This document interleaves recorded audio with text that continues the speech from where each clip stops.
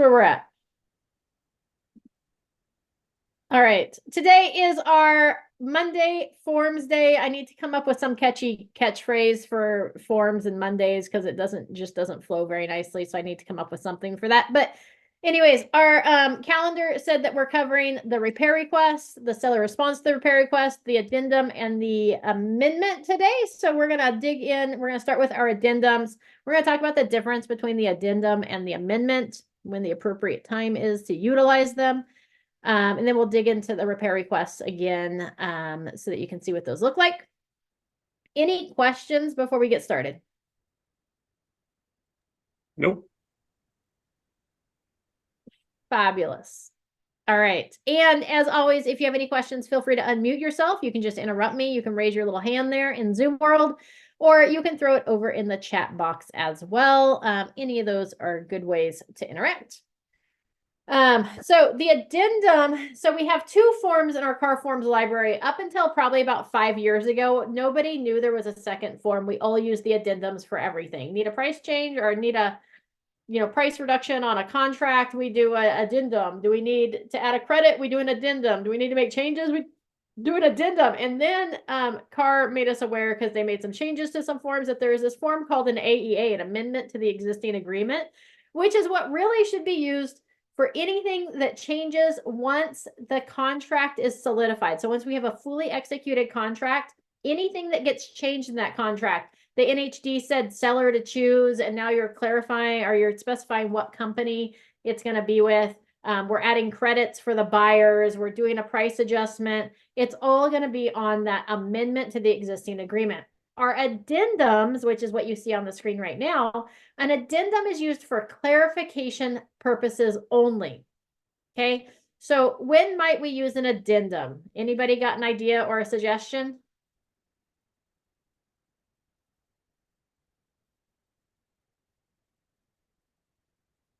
All right. So how about if the seller, good morning, Ralph. If the seller's name is written incorrectly or spelled incorrectly on the purchase agreement, would we use an addendum or a amendment to the existing agreement for clarifying the seller's names? I would say an amendment. You'd say an amendment. Anybody else? That would actually be an addendum, because we aren't actually negotiating on what the seller's names are. There's not negotiation terms. There's nothing that really needs to get changed in the contract. We're just changing the facts of the deal, which is the seller's name was spelled incorrectly, or you had the seller's name wrong. Here's the actual seller's name. It would be an addendum. So we'd use an addendum for that. So clarification purposes. What about if, hold on, I'm trying to think of like something small and obscure. I already mentioned the NHD. What if the, oh gosh, I'm really drawing a blank right now. Oh, what if we had the zip code incorrect on the top of the offer? We said that it was 123 Sample Street, Vacaville, California, 95688, and it really should have been 8. Did I just put 88? It should be the opposite of what was on the contract. I don't remember what I just said. I've been sniffing too much paint this weekend. How would we change that zip code? Would it be an addendum or an amendment? That would be an amendment. It would still be an addendum, actually. Really? Because we're still, yeah, because we're just clarifying that the zip code was wrong and here's the correct zip code. Because it's not a term for negotiation. It's not, does the seller agree to this or does the buyer agree to this? It just is the facts. Oh, okay. Yeah, absolutely. Okay, what about if we wanted to change the oh, that's a whole different story, so we won't go there. What if as part of the repair request we negotiated a $3,000 credit to the buyer for their closing costs as part of the repair request? Would we then transfer that $3,000 onto an addendum or an amendment?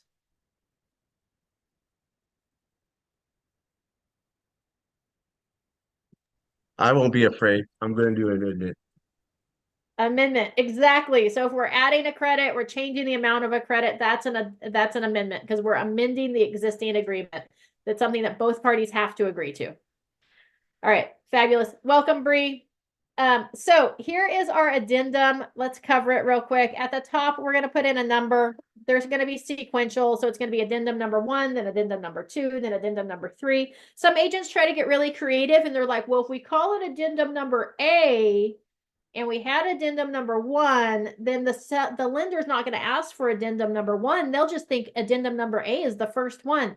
Don't be shady. It's just 1, 2, 3. It should be numerical. It should be sequential. The first one gets 1, the second one gets 2, the next one gets 3. Don't hide things from the lenders. Oftentimes, if it's not changing contractually the agreement, the lender doesn't need to see it anyways. But if we get to like addendum or an amendment number 3, 4, and then it's changing contractual terms, the lender needs to be made aware of. They are going to ask for all the previous ones. So just kind of keep that in mind. But addendum number 1 is what you'll start with. It defaults to the following terms and conditions are hereby incorporated in and made part of the purchase agreement. So that's usually what we're referencing, but it could be a residential lease month to month, a rental agreement, a transfer disclosure statement, or other. Okay, now keep in mind too, see, it gives you the option for that transfer disclosure statement. So let's say that your sellers fill out a TDS, the transfer disclosure statement, and they're like, oh my gosh, I totally forgot that we had an insurance claim 5 years ago. How do we add that back in? You would use an addendum for that because it's not something, it's just, hey, making them aware that, hey, we had an insurance claim for $20,000 3 years ago because the kitchen flooded and we had to replace all the cabinets or whatever it might be. You can put that on here. It would be an addendum to the TDS. Or if they forgot to fill out any of the blanks on that TDS, they, mark the box yes on something.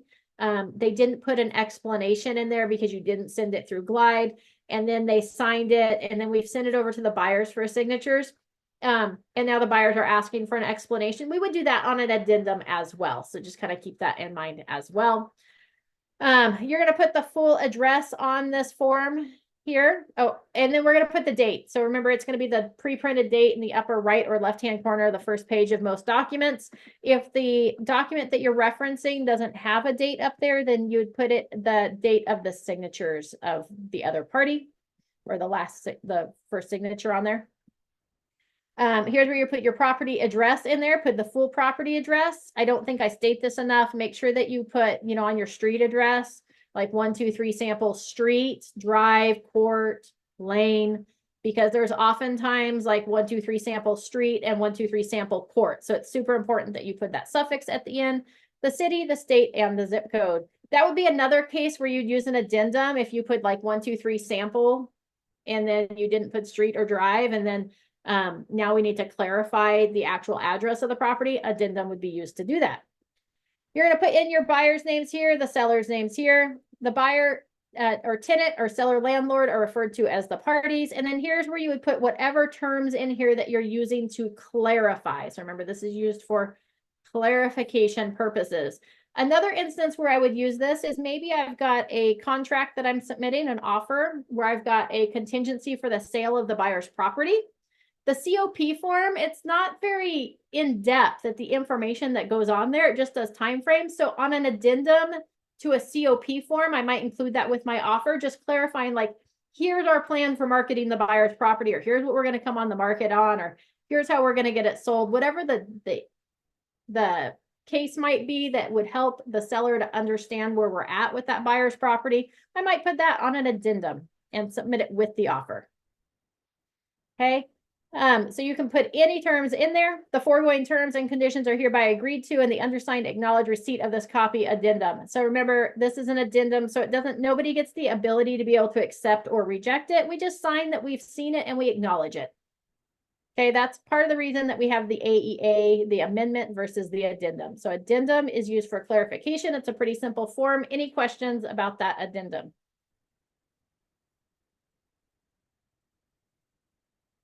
All right. We'll move right along then to our amendment to the existing agreement terms number blank, right? This is CAR form AEA. So again, same thing with the addendum. This gets numbered sequentially. Don't get creative. Don't be like AEA to the appraisal or AEA number A. It's just 1, 2, 3, 4, 5. Okay. If I submit one and then the seller submits one at one point, if I'm representing the buyer, I submit number 1. Seller, when they put one in the transaction, it's going to be number 2. The next one gets numbered number 3. So it doesn't matter who submits it. They're always numbered sequentially. This is one of the biggest things, just so everybody knows, that gets caught in compliance that has to get clarified before you can get paid at the end of the transaction. The numbers on these get messed up all the time. So pay attention to the numbers. Okay. This is a proposal to amend, right? So it's a proposal. We're saying, hey, we're making a request to change something, to amend. That's why it's called an amendment. The terms and conditions of the purchase agreement. So that's the default is the purchase agreement or the residential lease or month-to-month rental agreement or other form. So 99% of the time, this is going to reference the purchase agreement. Okay, it almost always references the purchase agreement. And remember, we want to put that date in there. That's going to be the date that was printed on the upper left-hand corner of the first page of that residential purchase agreement. You're going to put in the full property address here, just like we did. My whole screen just went sideways. There we go. And then you're going to put in your buyer's names and your seller's names. In case you're wondering why it says no specific property identified, is that we often get in trouble with YouTube and they pull my videos even if it's a fake address. So try not to put fake addresses in there. They're mean over there at YouTube. All right. So that's how you fill out the top, same as you do the addendum. Same way. Then in section number 1, you're going to put in whatever terms that you're wanting to amend that were part of the original agreement. So remember, this gets used after a fully executed offer has happened to change any of the terms. Change the NHD report, change the credits, change purchase price, any of the terms that we want to change, we're going to put on here, unless it's like an extension of time. Okay, then we use the extension of time addendum. So if we're asking for more time with something, it doesn't go on an amendment, it goes on an extension of time. This Amy, one, yeah. Amy, what about if you guys negotiated a lower commission rate, would it go on this or would it go on something else?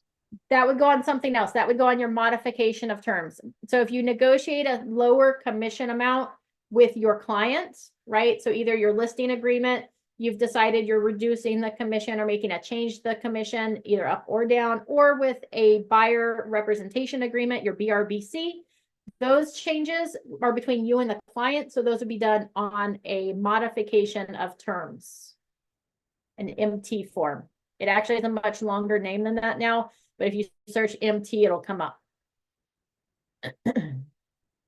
Okay, the difference between this one and your addendum is that this one has an expiration date because we're saying, hey, we're asking to change some terms, even if we've verbally agreed to it. And both parties have to be in agreement. So this gives the option for somebody to not accept the change or to accept the change. So we have an expiration. Who is making the proposal? Whoever you're representing, if you're filling this out, you're going to check the box here for buyer or seller. Proposes this amendment of the existing agreement terms, which may be withdrawn by the party initiating this proposed amendment at any time prior to acceptance and shall be deemed revoked unless by 5 p.m. on the 3rd day after it is signed by the initiating party, or we can change that. So the default is 3 days at 5 p.m. after it's signed, or we can make it more specific here. This proposed addendum amendment is signed by the other party and a copy of this amendment is delivered to the initiating party, right? So not only does the other party have to sign that they're agreeing to it, but they actually have to return it in the time frame provided by here in the expiration. Okay, once we check the buyer box, it automatically checks your buyer box here because this is where your buyer is going to sign. If that's who's making it, if the seller is proposing a change, then we would check the box here and it automatically checks these other boxes for you and automatically puts in the names. Okay, the second section down here, which is section number 3, is the acceptance. The foregoing terms and conditions amending the existing agreement are hereby accepted and the undersigned agrees to the above terms and conditions and acknowledges receipt of a copy of this amendment of existing agreement terms. Upon acceptance, this amendment shall be deemed incorporated into the agreement and the other party signs here. Okay, if the other party does not agree, then the other party would initial here with saying this amendment was not accepted by whoever the other party was on blank date, and you'd fill in the date there. Okay. So if you're like, well, I'm proposing, I'm sending this over with my repair request with a credit to the buyers in the amount of 5,000. And then you renegotiate the credit down to 3,000, let's say, right? This one now becomes not accepted. So we don't just like cross it out and throw it away. We have the seller say, oh, we didn't accept this. And then we come back and do an amendment of existing terms number 2 with the credit at $3,000. And now everybody signs that they agree. Okay. Once a document has been signed by one party or the other, it's really not the appropriate response to just eliminate it. Okay. It still is incorporated as part of that transaction, even if not all the parties agreed to it. It was incorporated as something that was rejected. Okay. If we're negotiating something that should be on an amendment and somebody sends me over an addendum, oftentimes I'll redraw it up on the right form. I'll draw it up on an amendment. And down here on the signature line, I'll put not accepted CAEA number blank dated blank on the signature line. Okay, so that we're getting it on the right form. Or sometimes I'll ask the other agent to please send it over on the right form. Okay, there's a couple different ways to handle that. Questions about the amendment of the existing agreement terms form? AEA. Can we talk about that for a second? Absolutely. So I love what you're saying and 100% agree with everything you're saying in that aspect. So as long as we can delineate a clear line between what the buyer or seller, the person originating, their clear intention, we can make it work. The proper way is like just what you're saying, correct? Yes. So sometimes if you can talk about a request for repair, sometimes you'll get in that there's a credit coming back. How do we work through that? You know what I'm talking about, where you don't want the appraiser to necessarily have eyes on it. So sometimes there's an addendum coming afterwards, after the request for repairs. So how do you work through that? Yeah, absolutely. So generally speaking, request for repairs, we're negotiating that credit. I usually will send over that credit on an AEA instead of an addendum, because it's the appropriate form, but a lot of agents will send it back on an addendum versus the amendment. Either way ultimately works. I try not to rock the boat in the case of a repair request and we're all in agreement on it. But the correct form should be on an AEA. And I think even on the repair request, it says addendum, and you always want the addendum then to reference the purchase agreement, not the repair request, because the second we say the addendum or the amendment is referencing a request for repairs, we've got to submit this form to the lender to be able to have them account for that credit as part of the closing cost credit to the buyer. And if we reference the repair request, the lender is going to raise the red flag and go, oh, this is referencing a whole nother document that I don't have a copy of. So now I need a copy of that repair request. And if we give the lender a copy of the repair request, now we're going to have an issue because they're going to want to see any inspections that were referenced on that repair request. They're going to want to have the repairs completed prior to the close of escrow instead of a credit given to the buyer for their repairs. And it's going to open up a whole can of worms that's going to make you cry. That's really what's going to happen. Right, Ed? Yeah, and you're going to get a call or I'm going to get a call. We're all going to cry together.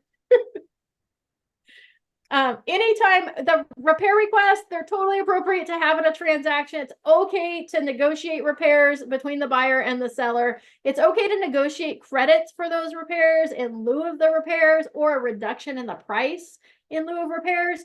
But we never want the lender to actually get their hands or see a copy of that repair request. We want them to know what the outcome was, if it was a credit or a price reduction, but we don't really want them to know the why. And most of our loan officers know the why. It's the underwriters that we don't want them to know. We've remedied the problem. Okay. I'll add just one caveat to that. Yes. So if we have not a roof repair, but a full roof replacement, right? So we're completing the whole thing and it's no longer an issue. There's no issue or harm that the lender sees it, as long as it's going to be done inside of escrow. Right? Yeah. And but that's if there's any repairs or any inspection, if we're having even if it's a roof repair, but it's all the repairs that were mentioned on the roof report, the lender's okay with that. Or all the pest repairs are being completed, so you're gonna have a clear report at the end of it, then it's okay if the lender sees a copy of that. It's when we're only doing a little bit or getting a credit that something's gonna be done after close escrow. Yep, absolutely. The only caveat to that too, the only time the lender would see a repair request is if the appraiser issued the appraisal report subject to repairs, and then we negotiate those repairs on a separate repair request than we do anything else. The lender can see a copy of that because they know that those repairs, that those have already been identified in the appraisal report as something that needs to be completed. It identifies who's going to take care of those repairs, so it doesn't matter if the lender sees that one. Any thoughts or questions? Have I confused everybody thoroughly? Yeah, I think it's a great conversation discussion, and probably needs to be seen several times. The other one is the title company is a neutral, unbiased third party. If you send something to them, they're going to make sure that the other parties have it as well. So being aware of that when you send something over to them, that especially if it's a request for repairs, that's going to go to all parties concerned, including the lender. Including the lender. And then again, we're all going to cry. So just remember that we don't want to cry. There's no crying in real estate. And if the lender gets a copy of the repair request, we're all going to cry. Daniel says we need a deeper training on this one. Daniel, what would you like to dive deeper into? I've never really experienced any of these issues. So I would just like to know about them, know more stories about them to learn and pick nuggets out of it. Absolutely. Absolutely. We try to avoid it. It's very rare that, usually what happens if you've got a good loan officer that you work with, if on occasion you accidentally send over a repair request to them, they're going to be like, hey, I don't want this document. Please don't send it to me. I'm deleting this whole email string type thing, and they're going to get rid of it. But a bad loan officer is going to take whatever the documents were and forward them over to the underwriter. Then you're going to get red flagged. I don't know that I've ever actually been red flagged by the lender. I think you have, Ed. Share us your story, Ed. Back in the old days, back in the last recession, when there was a lot of repairs that were being asked for, the properties were, I mean, oftentimes you'd come into them with missing bathrooms or just absolutely torn up. If you included something, it was so hard to get a loan. Most people couldn't qualify for a loan. And so when you got into it, if there was one or two things that happened, it just made it more challenging. So you had to learn to circumvent that. And that's also when all the tightening of the loan, the CFPB was established, and all the other entities. So there's a lot more scrutiny on the loan process. That was a very challenging time to make sure, how could we communicate this and get, the buyer the ability to buy, the sellers the ability to sell, and do it in a legal manner was challenging. Absolutely. And in case everyone's like, well, by negotiating a repair request, aren't you committing loan fraud because you're not giving it to the lender? No, because the lender lends the money based on the appraiser's assessment of the property. So whatever the appraiser comes back with, like, here's the value of the property as is, they're taking into account the current condition of the property. So the only time we usually, I say usually loosely these days, because I feel like it's coming up more and more, the only day you usually see repairs come up on an appraisal is usually with an FHA or VA loan. Those are the two. They don't like the chipped and peeling paint. If it was built before 1978, they flag that as lead-based paint, and they'll make it, you scrape it and repaint it. They're looking for health and safety hazards. If there was a stove hole there and there's no stove, that's going to be an issue. If there's stains, or sorry, no stains, if there's discoloration on the ceiling that looks like it could have been caused by water, the appraiser is going to call that on those two loan types. I have randomly seen conventional appraisers do what I would say overstepping their bounds and calling those things out on some other properties more recently. Where generally conventionals kind of is what it is, but I've had conventional appraisers ask for roof inspections and different things as well. So but it's usually the appraiser's assessment, and they give their assessment to the lender, and the lender is going to loan the money based on that appraisal, whether there's repairs that are required by the appraiser or whether it's as is. That's going to come from that appraiser. And so if our buyers are like, well, I don't like that there's a tear in the linoleum in the kitchen, the appraiser doesn't really care about that. Ultimately, the lender really doesn't care about that. So now we're negotiating either linoleum getting replaced or credit for new linoleum in the kitchen.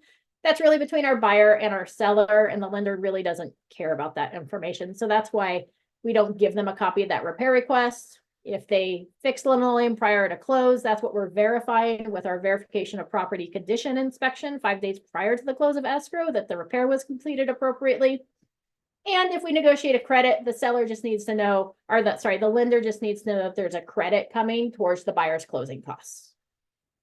Okay, if we say that the credit's going to be for repairs, now what the lender is going to want to do is they're going to want to hold that money in escrow to pay the person completing those repairs directly, not a credit to the buyer. So that's why we always do it as a credit towards their closing costs. Any other questions, thoughts, comments?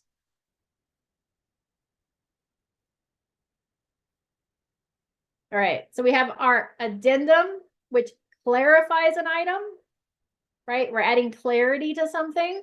Or we have our amendment, which is changing a term that we have agreed to in the contract. So basically, if it's anywhere in that grid of the residential purchase agreement, you're making any changes inside of that grid, it's going to be an amendment that you're going to use. Okay. Everybody good? Everybody's so quiet today. Can you repeat right. that one more time? Yeah, absolutely. So addendum is used for clarification, like clarifying a buyer or seller's names, clarifying something that was forgotten on a TDS. We're clarifying the subject property address. We are, I use it, like I said, in the case of a contingency for sale of the buyer's property to clarify the terms of which I'm going to sell that property to build my case for that. I use it on an addendum to the COP. So an addendum clarifies. An amendment, we're going to use anytime we're changing terms of an agreement.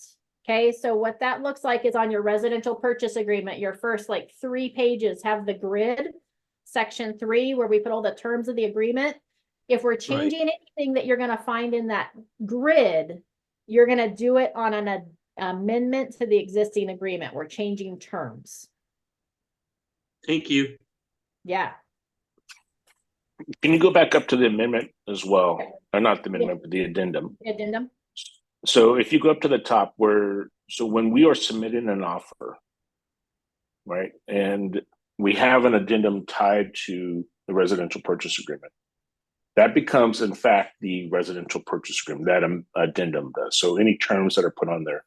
So that's why you have the AEA on the back end when you have an existing agreement. But I see from time to time where we have a residential purchase agreement and the addendum is not tied to the residential purchase agreement. It's a standalone by itself document that doesn't have to be accepted, right? It's not part of the residential purchase agreement. Does that make sense for the larger group? Claudia's giving you a thumbs up. That's just important that we're just thinking about how do we connect these so that if I had to defend myself, could I naturally walk through a progression and this is how we get to an agreement. That's it. Perfect. All right. We're going to move on to the repair requests. So we have our request for repairs. They changed the request for repairs in December. They did a really nice update to this form. Maybe that's when I covered it, was when we were talking about the updates to the forms, but feels like I've covered it recently. It makes it almost so the seller response to the buyer's repair request is obsolete, but we still have both forms involved. So this form, it's much longer now. It's a little more complicated, but I think it's a really nice update because we can usually get the response taken care of and negotiate our agreement to a repair request on one document. Now, the really important thing to remember is that on a repair request, the seller has no obligation to respond to this document. It talks about it in the residential purchase agreement that the seller has no obligation to respond. I think it's poor etiquette for a seller to not respond to a repair request. They can at least deny it. I think a response is necessary. We're kind of trying to negotiate a transaction. So I think it's proper etiquette to respond, but the seller does not have a requirement to respond. These are like everything else. Request for repair number. We number them 1 through 27 sequentially, one after the other. Okay, so we always start with number 1. You're going to put the date in the upper corner. In accordance with the terms and conditions of the purchase agreement. So it's usually referencing the purchase agreement, but you know, CAR still likes to give you your or other form. So you can check the box there and fill something else in if we were referencing another document. Here's where you're going to put the date on that original document that we're referencing. So usually on the purchase agreement, that's going to be the date in the upper left-hand corner, the first page of that purchase agreement. Again, put in that full property address, number, street, suffix, city, state, and zip code. Fill in the buyers and sellers' names, just about the top of every document that we look at. Buyer and sellers are referred to as parties. The buyer can make multiple requests. You're not limited to one type of repair request. So buyer requests, check all that apply. And then it notes here again that the seller has no obligation to respond to the buyer request. Okay, it's just reminding us all that they don't have a requirement. Number A, 1A, is the buyer request that the seller, prior to verification of condition, repair or take the other specified action for each item listed below or on an attached list dated blank. So if we check this box, we're going to make an itemized list of the things that we want repaired right here.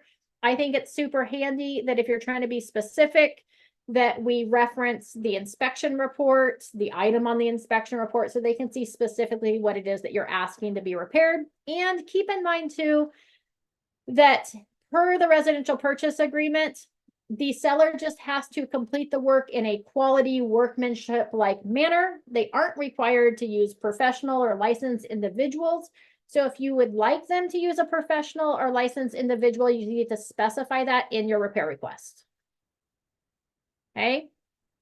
So this would be if we want repairs completed, except for pest inspection items, completed before the close of escrow. Okay, if we're asking for a credit or a price reduction, we're not going to check this box, but these are going to be for any repairs outside of the pest repairs. Or if you just want a couple of pest repairs completed and not the full section of pest repairs. Okay, if we want pest repairs completed, that's section B. So we can ask for all of section 1 items to be repaired or all of section 2 items. So section 1, buyer requests seller pay to have section 1 work completed as specified in the attached pest control report dated, we're going to put the date of the pest control report, prepared by and whoever did the pest inspection or the wood destroying organisms inspection. Okay, so that would be the full section. So if you're like, oh, my buyers just want one thing, we could itemize that in section A, but if they want the whole section 1, we do it in section B. Okay, section B2 would be for section 2. Buyer requests that seller pay to have section 2 work completed as specified in the attached pest control report, dated blank, prepared by blank. If buyer requests either section 1 or section 2 work above, seller shall no later than 5 days prior to close of escrow deliver to buyer a written pest control certification showing corrective work has been completed. Okay, that means that they're going to have the pest inspector come back out, showing you that that section has been now cleared of any evidence of wood destroying organisms. Okay, 1, 2, and 3 of section B. Okay, we got section 1 pest repairs, section 2 pest repairs, and then just clarification of that. Now, keep in mind that we could check A up here and ask for, you know, kitchen sink to be replaced. Okay, I don't know, I just came up with something. And then we could ask for section 1 of pest repairs to be completed. So you can ask for more than one item here. We're not limited to just one. Item number C down here is that the buyer requests seller credit buyer blank at close of escrow. So this is that closing cost credit. So we could check this box here. And we aren't limited to just a credit. We could say, hey, we want the kitchen sink replaced, we want section 1 pest repairs done, and we want $1,000 credit.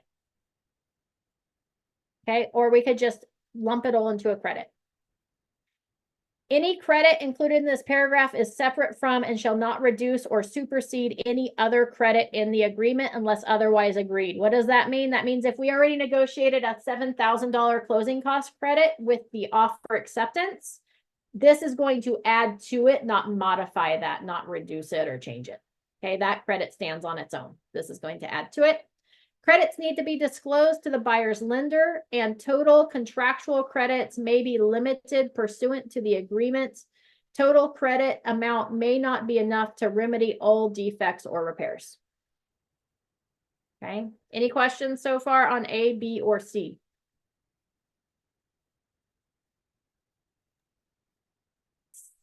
Daniel? Now, I was just thinking, I thought I heard somewhere there is a limit on a credit that can be granted for an FHA loan. So yeah, there is credits. You want to check with your lender anytime you're negotiating closing cost credits. You're going to want to double check with your lender for your specific client on what the max is that they can receive back.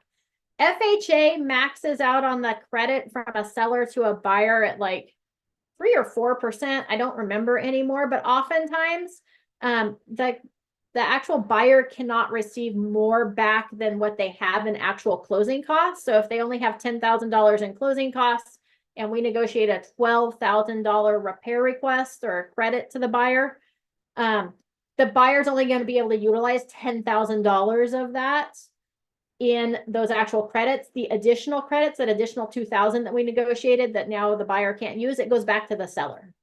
So we always want to double check with our lender on what the max amount of credits a buyer can have is, because we don't want to go above and beyond that. It then comes into play of, you might want to negotiate some credit and then negotiate either the repairs to be done prior to close of escrow or reduction in the sales price, which is what item D does. Is it allows you, item D, if you check this one, buyer request that seller modify the purchase price, the revised purchase price should be, and you would put in, if we were at 550, you might be at like 548,000 now. So yeah, it does max. All loans have a max closing cost credit that you can negotiate for the buyers. And so we always want to check with our lenders on that. It's not just FHA loans, the VA, the FHA, and conventional all max out. And they all max out, generally speaking, on whatever the actual closing costs of your buyers are, in addition to what the max is that the loan amount will allow. So there's usually 2 caps there. Good question. Any other questions on that? All right. So again, we can have A, B, C, or D. So we can just pick one and go with it. Or we can have a combination of all 4. Okay, we're not limited. So we could ask for the kitchen sink to be replaced. We can be asking for section 1 pest repairs to be completed. We can be asking for $1,000 closing cost credit, and we can ask for a $2,000 price reduction. Like, we could ask for all 4 items. Okay, usually if I'm negotiating a repair request on behalf of my buyers and they're asking for items to be done or a credit, I'm usually going to bump that a little bit or add some bonus items in on that repair request, so I have something to give up so that I can give a little. So if the sellers are like, oh man, they can't agree to everything, and you can be like, well, if they could agree just to like the section 1 repairs and that $1,000 credit, my buyers would probably be happy, right? I want to give something so it looks like we're like trying to be generous. So I usually add some extra things in, and sometimes the sellers just agree to it and you get bonus items or you get a bonus credit. Okay. anytime we're asking for a repair request, if there's anything mentioned in in reports that were done on the property, I'm going to mention them here. So it might be like home inspection, or, your pest inspection. So anytime I've referenced repairs or asking for a credit that's for items mentioned in a report, I'm going to put them out here, and then I'm going to send them over with a copy of this repair request. And remember that the seller, contractually, the buyer is obligated to provide copies of any reports and inspections that they had done on the property outside of the appraisal. So any reports or inspections, anything written up on that property. Okay, if it's a VA or FHA loan, then the seller can also get a copy of that appraisal. Conventional, you don't have to turn over a copy of the appraisal. Okay, so that's section 1. Section 2 is the attached reports. Now, section 3 addresses any FHA or VA lender required repairs. Okay, so if we're asking for any repairs to be completed and it's a lender required repairs, remember we talked about that appraisal, oftentimes we'll get like a subject to, so the appraiser comes and says, oh, the value of the property is $550,000, but it's subject to the following. And it might be subject to the removal of the chipped and peeling paint on the front trim, right? So it might be something like that. We want to use section 3 for those repairs. Okay, FHA or VA, buyer's FHA or VA lender requires specific actions in the appraisal or other lender documentation. If checked, it's attached. Buyer's FHA or VA lender requires the following items to be repaired. Buyer requests that seller repair the following items, and seller shall pay for any such repair. Now, keep in mind here, there's an option that the buyer pays for it. So if the buyer's like, man, I really want this house, I know the seller's not going to pay for anything, we want the seller to complete the repairs, but I'm willing to pay for those, then we could check that box that the buyer's going to pay for it. Here's where we would specify the list of repairs that were noted as part of the appraisal or any other lender documentation. Or we could have buyer request that seller pay for the following costs or expenses required by the FHA or VA lender. So if there was additional cost or expenses there, we could itemize those on line B, 3B. That's where we put in those FHA or VA required repairs. Anastasia. What if you're splitting it? Do you want to specify that somewhere as well? Yeah, if you're going to split the cost, you could do it right here. So I would itemize the repairs and put buyer and seller to split the cost 50-50. Or in equal parts. Copy that, thank you. Yep. All right. Any other questions up to section 3? All right, section 4. If seller agrees to all of buyer's requests, this is really important. I've covered this with a couple people in the last couple weeks. If the seller agrees to all of buyer's requests or some of buyer's requests and the buyer accepts the seller's partial agreement below, buyer removes the investigation of property contingency. Okay, it's automatically being removed as part of this repair request if the seller agrees to it, or if they do a partial agreement and the buyer agrees to their partial agreement. Okay, so keep that in mind. You don't have to do a separate contingency removal, and you need to be aware that that contingency removal is happening. Okay, you could do accept the following, so you could check the box here. So maybe we were going to remove the investigation of property contingency, except the following. Maybe we didn't want to remove insurability. Maybe we haven't solidified our homeowner's insurance yet. Okay, that would be a good place to do that. Or we've got a A2 here. The buyer removes those contingencies on the attached signed contingency removal form, CAR form CR. We covered that a couple weeks ago, the CR form, but if you wanted to attach one and remove, maybe all the contingencies are due, or maybe you want to specify which maybe there's more that you're not wanting to remove in that inspection or investigation property contingency. Remember on the new grid that they released a couple of years ago, they've got 8 contingencies on there. They're all separate. So the investigation of property contingency doesn't include the seller review of documents or leased and liened items or the preliminary title report. Those are all separate contingencies. So this is just the physical and investigation of the property. Okay. All aspects of that property itself, not the documents.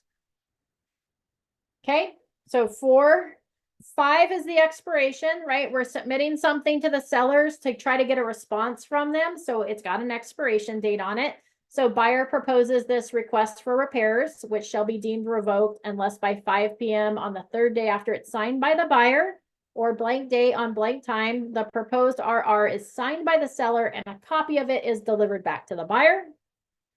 If buyer withdraws this request for repair at any time prior to seller's acceptance by communicating withdrawal to seller or seller's agent. Okay. So those would be the time that it would be deemed revoked.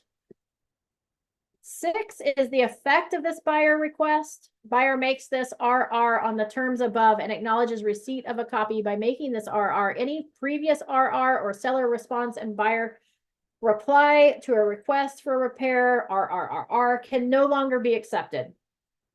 Okay, once a new one's thrown out there, we can't go back. Once we make request for repair number 2, we can't decide, oh, never mind, we're going to go back and accept number 1. You have to redraw it up. Okay, you can go with those terms, but we have to drop a new form. We can't go back to old ones. Okay, and then your buyers are going to sign on section 6, and that's all you're going to do initially. You're going to fill out the types of repairs, whether it's repairs, pest repairs, a credit, or a price reduction. We're going to fill that out, or lender required repairs. Then we're going to sign down here on number 6, and then we're going to submit it to the seller. Any questions about the top half of this request for repairs? Okay. This bottom half now is where the seller gets to respond, and the seller has so many options for response. Okay, and the seller's always going to be reminded, note to seller, FHA or VA, if the parties do not reach an agreement on completing the repairs or other actions specified in paragraph 3A of the buyer FHA or VA section of buyer's requests, the buyer's FHA or VA lender will not loan the buyer's funds needed to purchase the property. If that happens, and there is a finance contingency that has not been removed, the buyer may cancel this agreement, CAR Form CC, right? So we're reminding the seller, like, hey, if there was something up here on this section right here, this section 3, the buyer's not going to be able to get the loan. Okay, so they're just reminding that. Then the seller's response to a repair request is all. So the seller agrees to all of buyer's requests. The seller's like, yeah, it's agreeable. I'm agreeing to everything up there. We're good to go. We would check box A. Okay, this section's not like the top section. It's either an or. Okay, so it's either A, we agree, or B, it's partial. Seller only agrees to the following. Okay, we're going to check all that apply.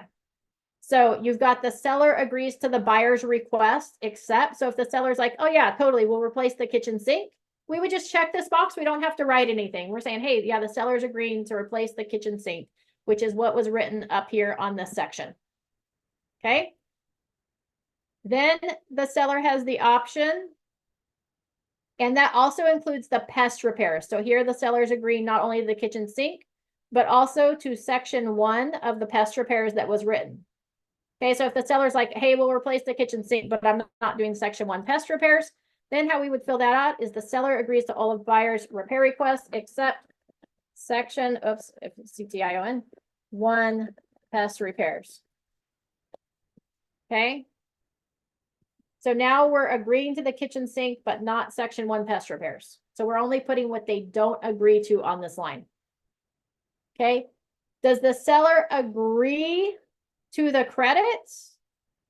If they don't, we're just going to leave this blank saying the seller doesn't agree to the credit. We don't check the box because remember, it's seller agrees to the following. Okay. If the seller's modifying the credit, so it was $1,000 and we're saying, hey, we'll give you a $500 credit, we could do that. That's how you modify it. Seller agrees to modify the purchase price. Yes, Claudia? Sorry, I was just gonna say, so, if you were to leave this number 2 blank, wouldn't it default to assume that, like, they are agreeing? No, because up here on B, it says seller only agrees to the following, and we're checking what the seller agrees to. But it says all of buyer's requests. Yeah, but that's in, okay, you're right. You're right. I read it wrong. That's how I've read it in the past. You are correct. So Okay, if, sorry, I just want to make sure, 'cause No, I you're mean, right. I've been in this situation. you're right, you're right, I'm wrong today. Sorry. Totally happy to admit to that. So here the seller is agreeing to, Claudia's correct, that they're gonna do the kitchen repairs, that they're not gonna do the section 1 pest repairs, that they're gonna credit $1,000 towards the closing cost and do a $2,000 price reduction. We're gonna change the price to $548,000. Okay, so it's agreeing to all of those. If the seller does not want to credit or wants to reduce the credit, we would change that here. I don't know. Let's see if no, it won't. So if you want to change the credit to 0, you would put it up here. Seller will not credit buyer at close of escrow. So if you wanted to eliminate the credit, we would put it there. Buyer, I'd probably put the full amount, $1,000 at close of escrow. We would put it up there if we're not going to credit. If we're going to modify the credit, so we're going to reduce it to 500,000, we would put it right here. Or 5,000, sorry, or 500. I'll get there eventually. Seller to credit buyer 500. So if we're going to modify it either up or down, so maybe they're not doing the section 1 pest repairs, but they're like, hey, but we'll change the credit. I double clicked. I'm waiting for the dictionary to pop up. There we go. All right. So maybe they're like, we'll credit 1,500. We'll increase it 500 to make up for the fact that we're not going to do the pest repairs. They could do that there. Okay. This also is saying that we are agreeing to that $2,000 reduction on the price from 550 to 548. So if they didn't want to agree to the price reduction, we put seller will not modify the purchase price. Here. So now we're agreeing to the kitchen sink. We're not agreeing to section 1 pest repairs, and we're not modifying the purchase price, and we're giving them a credit of 1,500 instead of 1,000. Okay, if they're like, oh, well, we'll modify the purchase price, but only 1,000, then you could put it right here on number 3, and we would go 549 instead of 548. Okay, and if there's any other things that the seller wants to add in here, we could put other right here. We check that box. Okay, so partial, you can check as many boxes as you want inside of B. Any questions on that? I do. Yes. So, this is strictly for FHA and VA. So knowing that, so the second part says, so if that happens and there is a finance contingency that has not been removed. So my question is so we send this over with the removal of everything, let's say, right? Uh-huh. And I mean, would this kind of count as another, like, let's say we've already removed the contingency, I'll just say that. Would this count as another exit? Because don't they have the freedom to get out anyway and still keep their deposit? So if you had an FHA loan that had FHA required repairs and you already removed your loan contingency, if you still had your investigation contingency in place and the seller doesn't agree to all the repairs, then yes, the buyers could cancel based on the investigation contingency as well. You've got 2 outs for an FHA loan that has required repairs. Does that answer your question? Kind of. I think I don't think I'm answering. I think my question doesn't make sense. That's okay. If the seller agrees to everything, then that investigation contingency gets removed. And it's just the investigation. It's not the loan. It's not the appraisal. It's not the review of seller documents. It's not leased and liened. It's not preliminary title. There's 2 other ones that I can't think of right now. Or one other one. So it's not removing all those. It's just removing the investigation. If the seller partially agrees, though, that investigation contingency isn't automatically removed, because remember up here it said that the buyer had to agree to the seller's partial agreement to the repair request. So anytime the seller modifies it, it throws it back into the buyer's court to decide whether they're going to agree to seller's partial agreement or not. Okay.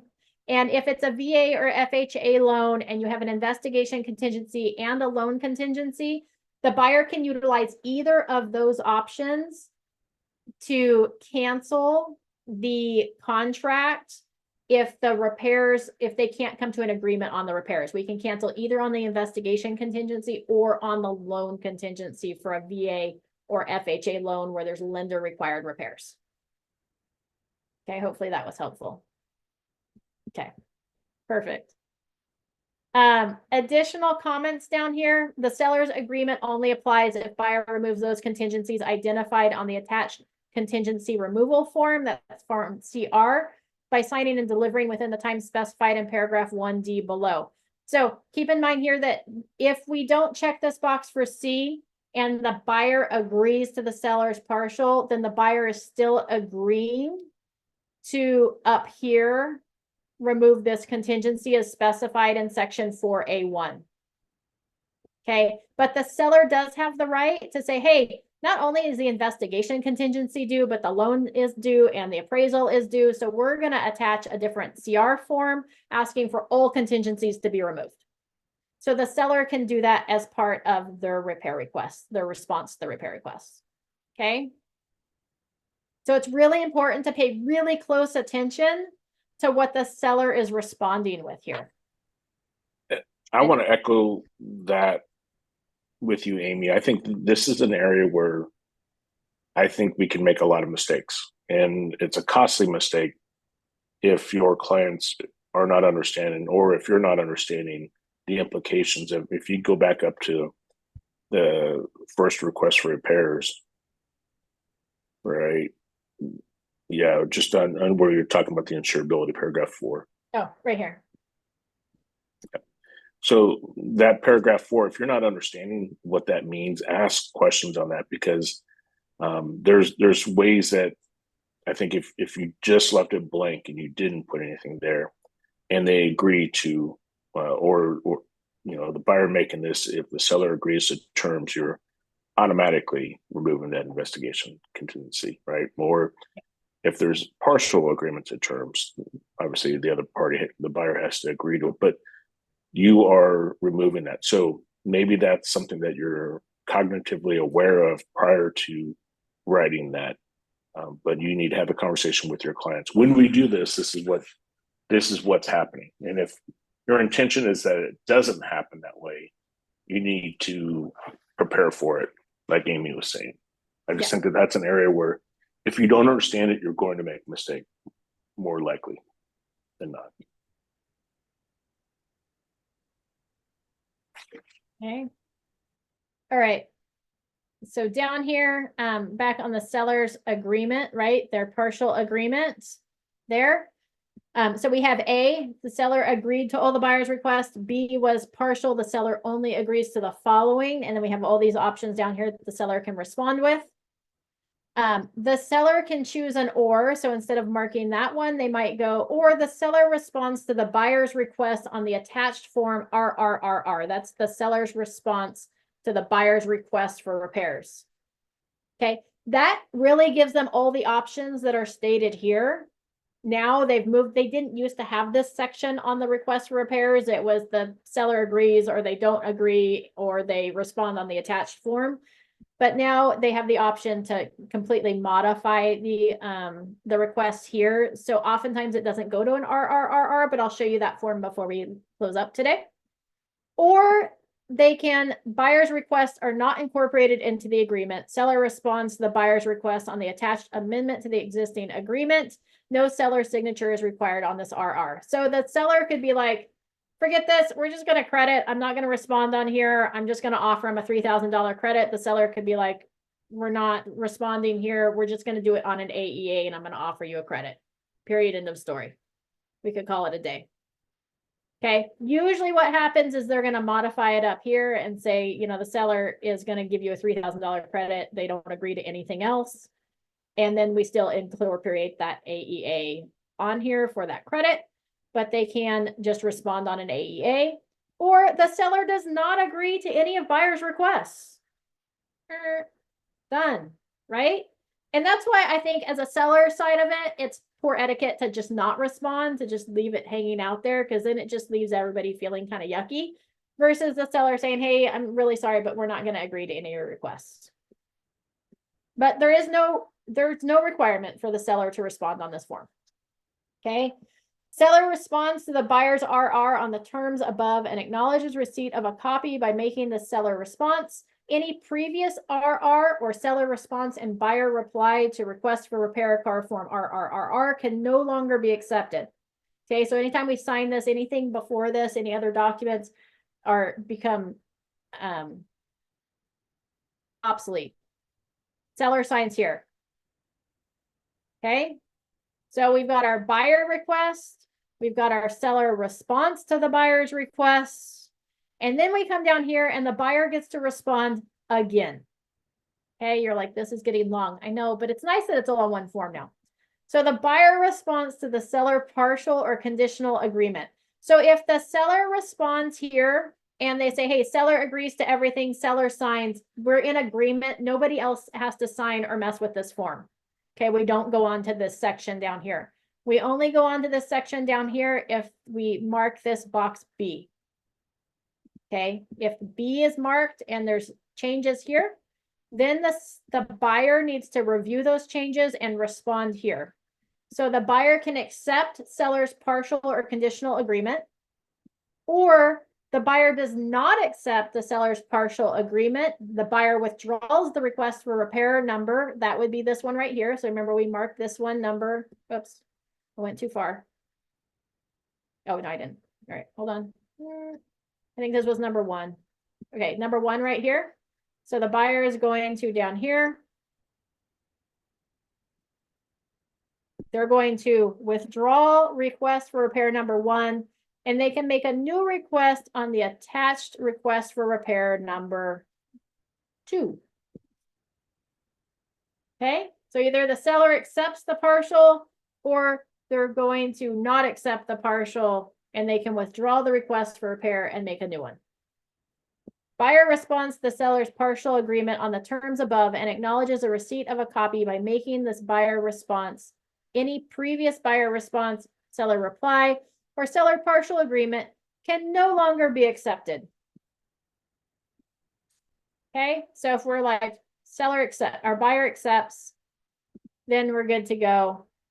Note to buyer, FHA VA, if the parties do not reach an agreement on completing the repairs and other actions specified in paragraph 3A, that was the VA FHA repairs, in the VA or FHA section of buyer requests, and you have already removed or do remove your financing contingency, even though you may no longer be eligible for FHA or VA loans specified in the agreement and may not be able to obtain another loan to purchase the property, you could be in breach of this agreement if you are otherwise unable to pay the seller the purchase price. Buyer signs here. Okay, if we've already removed our loan contingency, removing our inspection contingency, we didn't agree to the repairs, hopefully the buyer can go with a conventional loan or a different loan and close on it. Otherwise, they're going to be in breach. And anytime you're in breach, there's always a potential that they could lose their deposit. Okay. Questions about the request for repairs?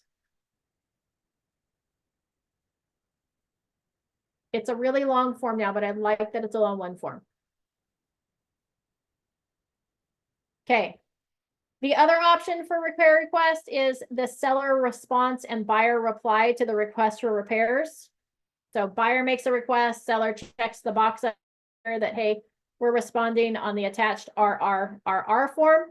If they respond on the attached RR, remember the buyer's not going to complete this bottom section. It just stays blank. Okay, and we move on to the RR form. This is going to be RRRR number 1 because it's not on RR. So we have the request for repair number 1, and then we have the seller response and buyer reply to request for repair number 1. You're going to put the date prepared here. This is in accordance with the terms and conditions of request for repair number 1, dated, and whatever date that request for repair was dated. You're going to put in the full property address, buyer's names, seller's names, and then here the seller has the ability to do the same type of response right here that they did up top. This is the same section. Okay, they can agree to all of buyer's requests for repairs, except they can credit buyer, they can modify the purchase price, or they have an other line, exactly the same as on the request for repairs. Again, same little note here to the sellers about the FHA and VA repairs. And then we have the seller's condition. So this is what makes this form different than the seller's ability to respond on the RR. The seller's agreement only applies if buyer removes the investigation contingency paragraphs 3L3 and 8C, except the following. So they can do the except. So it's saying, hey, we're removing that investigation contingency, which is the same on the RR. So we could have just responded on the RR so far. Except that it gives seller the option to say, hey, except for the following, and fill something in here. So we didn't have that option on the original. The buyer removes those contingencies identified on the signed contingency removal form attached to buyer's request for repair. So that would be if the buyers had submitted a CR form with their RR form, we're referencing that form here. Okay. And then, or buyer removes those contingencies identified on the attached contingency removal form, CAR form CR. So that would be the one identified by the seller for the contingencies they want removed. Okay. Buyer releases the seller from any loss, liability, expense, claim, or cause of action regarding the disclosed condition of the property. This release statement is not in the original RR form. It's not part of the seller's response up there. So that might be a reason that you would want to respond on the RRRR versus the RR form, is this clearly is specifying that, hey, the buyer releases seller for any loss, liability, expense, claim, or cause of action regarding the disclosed condition of the property. Okay, so that's the new little caveat that you get here on the RRRR form versus where the seller gets to respond on the RR. Again, we're making an offer. We're proposing a request for repairs to the buyers. So the seller gets to have an expiration date. Can I give an example, Deborah, of a loss, liability, expense claim? Is that what you're asking for? Well, that would be like, hey, we disclosed that, you know, you had inspections done. It said that there was pest work that needed to be done. We know there's pest work that needs to be done. Now the buyer is releasing any loss, liability, expense, claim, cause of action regarding the disclosed condition. They get into it. They start doing repairs. There might be more repairs. It's on the buyers. It's just really clarifying that it's buyer's responsibility, not sellers. Ed, anything to add there? No, it's something actually I need to read more about. Claudia? So is it okay to just copy and paste this and add it to the other one and under like extra, so that we're, you know, because I'm not an attorney, but I mean, it's a form where it's in here, so why not just copy and paste it and put it on the other one so that we're covered? Yeah, so instead of copying and pasting it, I would probably on the seller's response to the repair request, I would just say that, hey, we're responding on to here under the seller responds to the buyer's request on the attached CAR form RRRR. Okay, I really liked the idea that it was all on one page now. But I did too. I mean, you could you could put that, you could copy and paste it here. would we get in trouble? Because is it like legal jargon that we're not supposed to be saying? I don't think you're going to get in trouble for it. Ed can respond to that as well. However, it may make the buyers uneasy if you copy and paste it there. Just put it in layman's terms, but get the point across. Okay, thank you. Yep, absolutely. All right, back to the RRRR form. So we had that little disclaimer down here on the seller's conditions. You've got the expiration. It's 5 p.m. on the third day after it's signed by the seller. Copy of it and all applicable. The seller's proposed CR in paragraph 2 above is or are signed by buyer and delivered back to the seller. Seller withdraws this repair request. That would be why it was deemed revoked. The seller then withdraws it. Effect of the seller request, seller makes this RRRR on the terms above and acknowledges receipt of a copy by making this RRRR any previous RR or seller response and buyer reply. They didn't want too many R's, so they spelled out this last one. Seller response and buyer reply to the request for repairs, car form RRRR, can no longer be accepted. Seller signs there. And then the buyer has the right to respond to this one. So right in the repair request, we make the request, buyer sign. We wait for the seller's response, seller signs, partial request, then buyer has to sign again. In this one, the seller is making the offer. So buyer gets a chance to review the offer right here. Note to buyer, this is going to be the same in on the repair request about the FHA and VA loan and removing contingencies. Buyer can accept seller's response and agrees to seller's conditions. That's the default. You don't have to check a box. We just have the buyer sign and then they've accepted whatever the seller has proposed. Or the buyer accepts the seller's response with the following modification would be 2. We can ask for a change here.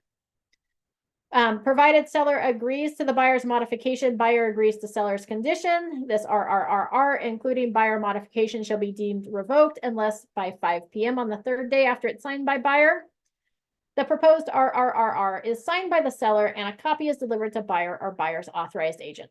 Okay, so here's the partial. Or the buyer can withdraw this request for repair number 1 and makes a new request on the attached request for repair number 2.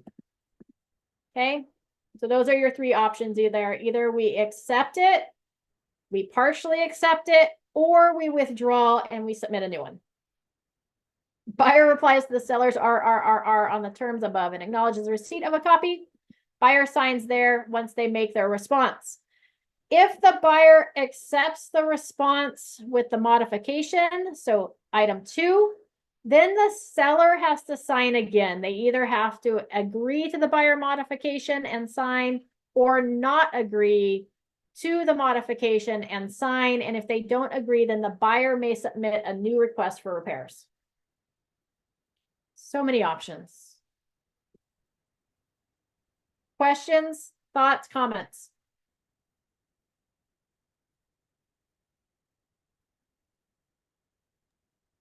There's definitely a lot of RRRs, There's a but lot.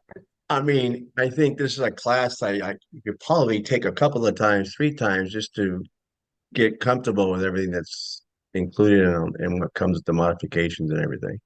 Absolutely. Thank goodness it's recorded, huh, Ralph? Absolutely. And this is a good one. You know, it might be good to have a binder of forms where you kind of highlight the key features and, you know, highlighting that on the request for repair up here so that when you go to fill it out for your clients, you remind your attention that, hey, like when I submit this, we're removing the contingencies, the investigation of property contingency, like highlight that. So when I go back and glance at it, I'm like, oh, that's the key point that I need to pay attention to. Or on the seller's response that, oh, it's, you know, we're releasing liability, right? So it might be a good idea to have a binder of forms so you can go back and reference them when you get ready to fill them out. Deborah? Yes, I just bought that was on sale, the sample forms, January 2024, and it's every form that they have. So as you do your classes, I'm following along with it and writing right in the books. Perfect. Ed? Amy, I would say exactly what you mentioned with and what Deborah was talking about as well, but the highlighting of specific verbiage in there, it also gets better because it helps you communicate it in your presentation.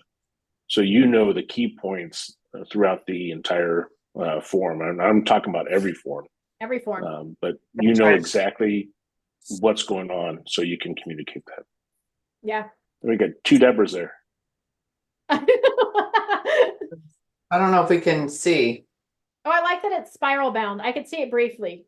Yeah, I don't know how to make it show on the video, but yeah, it's really, it's very nice. Let's see, there we go. There we go. Perfect. It's got all the forms until they change them all in December. Yes. And June. June, that's right. June's next. I was trying to think what was next. And I was like, it's winter outside still. There's snow on the ground. It must be December. But June's next. Fabulous. Daniel, did you have a question or thought? No, I just have that same book with the forms, the sample forms, but mine is dated July 2023, and I think it was like maybe about $100, something like that. But it's thick. This binder's about maybe 2.5 inches thick, and Yeah. it's printed on both sides. It covers all the forms. Yeah, California has a lot of forms. It was just on sale for $99 for CARS members. Perfect. Amy, I had a Amanda? question just because Yeah. reading this or rewatching this will help me. When can we anticipate this being up on YouTube? Oh, Abby, when can we expect it to be up on YouTube? Today's Wednesday. It should be up early next week. Cool. Thank you. Sometimes she gets them up by Friday, but expect it by Today's early next week. Monday. What did you say? Isn't Today today is Monday? Monday. You said it's today's today Monday? Wednesday. You said Wednesday. I was like, am I I'm watching just it? hoping. No, it's Monday. It'll probably be up by the end of the week. I told you I've been painting. I've been inhaling a lot of paint fumes. I'm a little, fuzzy. I think you need a little horse therapy there, ma'am. Probably so. Except it's supposed to snow today. Amy, I want to just mention that on Friday at our Zillow meeting, we are having, it's open to everyone, but we are doing the in-person, going over the BRBC and how to present it. So Fabulous. if Friday. anyone What that's time is it? interested, I will 9:30 be there. Thank you. in person. All right, Friday, 9:30 in person in the office, the Zillow meeting, going over the BRBC and how to present it to your clients. Fabulous. If you check in the chat box, you've got your attendance. You can log your attendance. We would really appreciate that. And then if you'd like to see any trainings coming up, you can make suggestions there. And then we try to make your dreams come true. If you put them in that box, we try to make it happen. Perfect. Thank you, everyone. We will see you tomorrow. Thanks, Amy. Thanks, Bye, Amy. Amy. Thank you. Thank Have a you. great RRRR day. That's probably why I'm so confused. Thank you. Bye. Have a great day.